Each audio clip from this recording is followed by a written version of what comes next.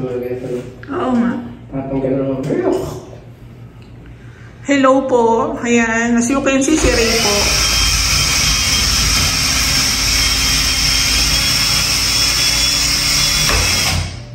Mag-install po siya ng pin light.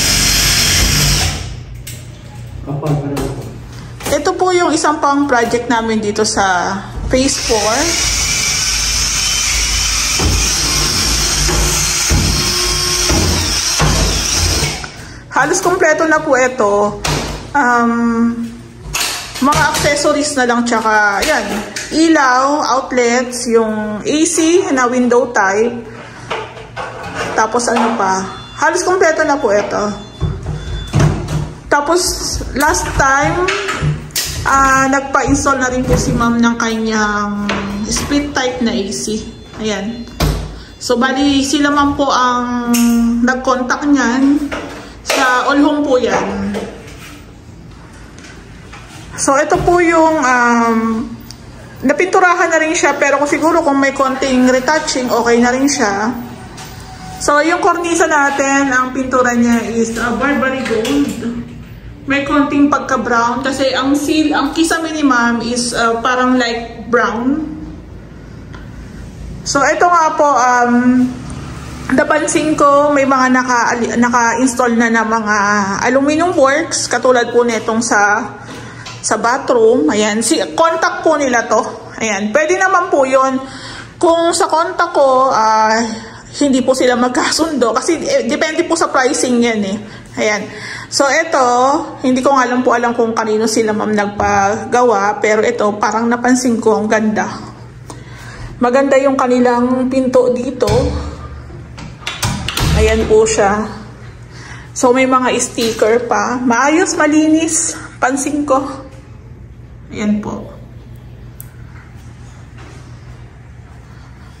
So meron pa siyang mga sticker, hindi pa siya tinanggal. So medyo madilim, wala pa kasi tayong ilaw. So dito po sa loob, eto, nakalagay na yung laboratory ni ma'am. May ginawa kaming patungan. So i-install na lang ni Ray yung mga faucet. Ayan, yung mga bidet, shower, ayan. Yung toilet bowl ni ma'am, bago din po yan. Iko-connect pa yan ni Ray sa water line natin. Tapos, napansin ko din po itong kanilang sliding na bathroom, glass enclosure po ba to? Ayan, ang ganda. Ayan po siya. So, sa phase 3, mas gusto ng client ko naman doon naka-fix. Ito naman po, mas gusto naman ni ma'am na sliding naman siya. So, dito, ito yung bathroom. I-install na lang ni Ray yung ating shower set. Ayan. Meron din tayo nakabang na wires doon para po sa ating heater. Ayan. Tapos ito po, kung mapapansin nyo, yung owning window ni Lumina. Sila ma'am is pinalagyan din nila to ng bagong owning window. Ayan, kulay white ang peg nila. Ayan po. So, ang galing din niya, oh. Ito po pala, pwede mo ditong buksan. Pwede rin dito. Ayan, oh. Ang linis po ng pagkagawa, in fairness. Ayan.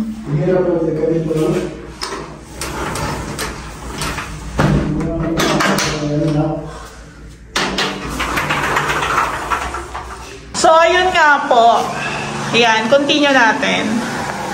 So, kung mapapansin nyo, parang paano nagkasya yung glass divider o sliding door dito sa bathroom. Ito po kasing bathroom ni ma'am, in-extend po namin to ng konti. Kaya medyo malawak-lawak. Ayan po.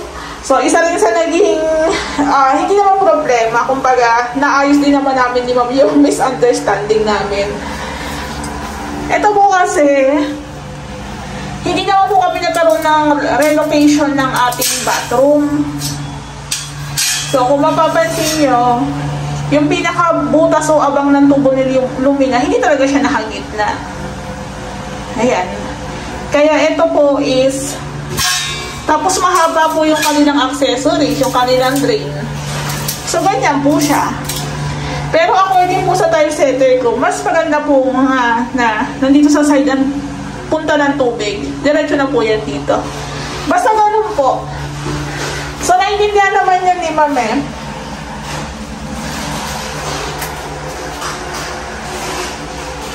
Diyan po talaga ang pwestuhan yan eh. Diyan po talaga ang placement.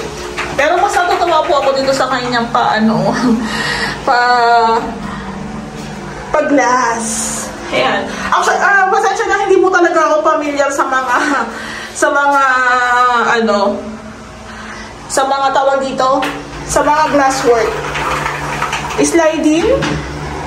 Sliding door dito sa bathroom. Ayan. So, I think mas okay nga po itong naka-aluminum si Ma'am dito. Ang ganda. Sabi rin nila, ang ganda daw ng pagkakagawa. Ang ganda na at least daw ng pagkakagawa. Ayan po. Tapos ito daw po lalagyan ng glass. Okay po, anong order nyo, Char? Ayan. So, bali ito po ang kulang na lang yung mga faucet. Ayan. Tapos yung ating shower. Pero baka po yung ilaw, ilagay na din. Meron din po tayong exhaust dito. Naka-PVC panels din po tayo dito. Bumagay yung kanyang yung kulay ng kornisa. Ayan o.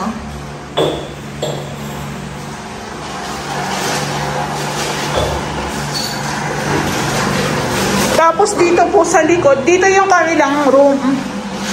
So, maglalagay na lang po tayo ng mga additional outlets. Yan na lang po yung mga i-install natin. Tapos yung ilaw ni Ma'am dito. Ito pong violet na to, ano po to eh, parang accent po nila to sa headboard. Sadya po talaga yan, tapos the rest po ng wall is naka-tiles. Ayan. Tapos dito po, kakabitan na rin po to ng ng sliding ni Ma'am dito. Tapos ito na po yung laundry area. Ayan, yung laundry area ni Ma'am parang nasa 1 meter. So, meron tayong nilagay na outlet dito. Pwede ni Ma'am ipwesto dito yung kanyang, tawag dito. Pwede ni Ma'am ipwesto yung kanyang washing. Pwede rin po dito. Tapos dito po sa pinakalikod, ang kulang na lang namin, yung parang pinaka-gutter na PVC. Tapos dito po namin papadaanin yung tubig. Para hindi po siya sabog, kakalat dito o tatalsik dito sa sliding. Tapos ito pong part na to, lalagyan po namin yan ng flashing. Hindi pa po tapos yan. Then retouch. Tapos yung kanilang yung kanilang grills dito, kailangan po ng yan, ng lock. Padlock, padlock. Ayan, ang ganyan po yung itsura niya. Gusto ni Ma'am medyo mataas sa kanyang roof ng konti. Ito pong butas na to, awang, is para po sa window type na AC. So, naging malawak na siya. Ayan, ini-install na ni Ray yung ating pa-center light.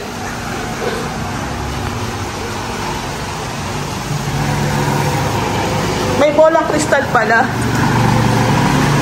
Ito yung ni Ma'am, tawag dito, screen door. So, according kay Ma'am is nasa 7.5 po. Sabi ko nga po sa inyo, ang pricing nito is nasa 5K pataas. Depende sa design, depende sa kulay. Pag white yata mas mahal din, katulad sa wood design. Maganda yung pagkakagawa sa kanya. Malinis ang pagkakagawa.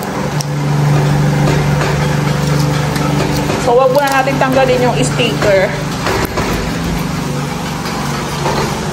Ito po kasama na hamba, kasama na rin po yung installation.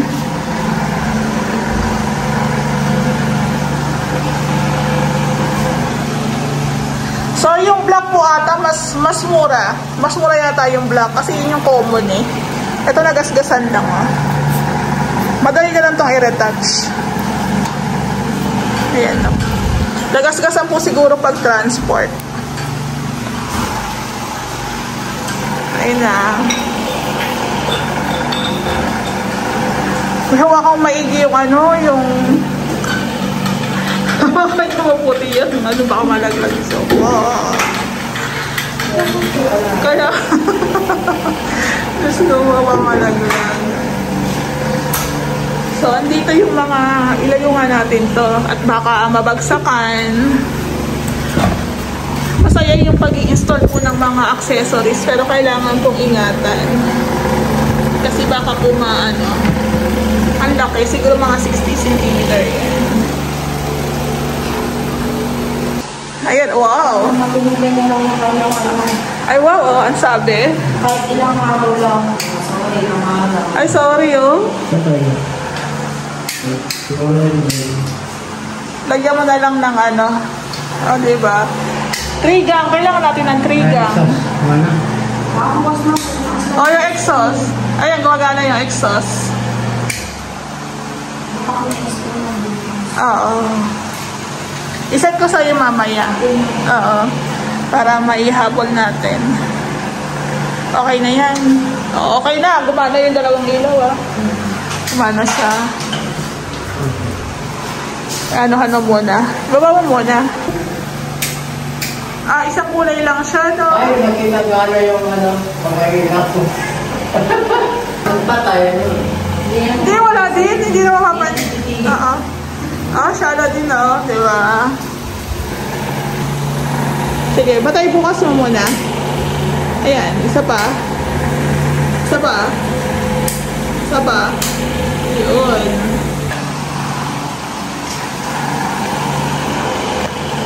Ano yung outlet ni Ma'am Akari?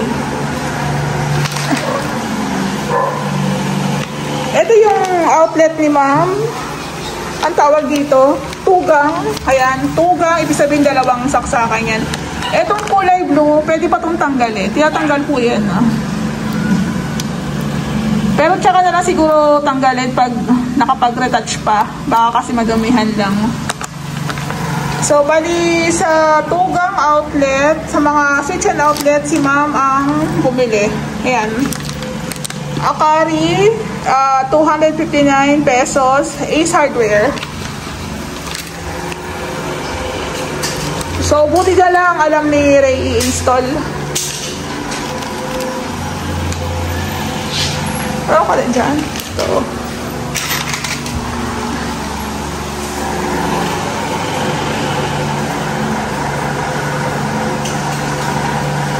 Pag makapunta kami ng all home, baka kami na lang ang bumili ng ano, ilaw. Pero, Bukas kami SM bukas, no? ay, ikaw na lang. Nakabili siya. Ay, ikaw na lang. Magsisenda lang akong picture sa'yo.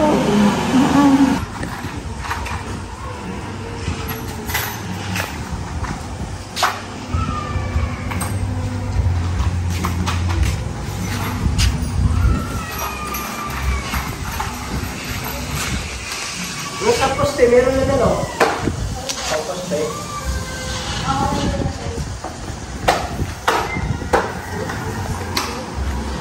Papinturahan mo to ng ano, pintura ni Lumina. Ano yung pintura na? Ito yung pintura ni Lumina. Ito. Ano yung pinagalaw? Oo, kasi ito, para sumabay siya sa kulay ng ano. Papunta dun, oh.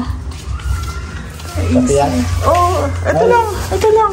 Pintura na lang yung pinagalaw. Oo, pintura ni Lumina na lang. Bukas na. Di ba maraming salamat, ha? Oo, sige, sige lang. So, gusto ko nga rin po pala magpasalamat. All the way from Hong Kong si Ma'am. Nagbakasyon po ulit dito sa Lumina. Ayan, para makita po yung update sa unit niya. So, ito, may pasalubong siya sa akin. Ayan, Ma'am, thank you po. I really appreciate. Ito po. Sabi ni Ma'am, pamparami daw po ng pera sa negosyo. Ayan, pampaswerte. Ayan po, Ma'am. Thank you. Then, share ko nga lang po pala, nakakatuwa din na marinig sa may-ari na nakatulog na daw po daw siya ng maayos dun sa kanyang unit. Hindi daw po mainit. Ang presko daw. Ang gaan daw. Good vibes. Ayan, Ma'am. Thank you po dito. God bless po.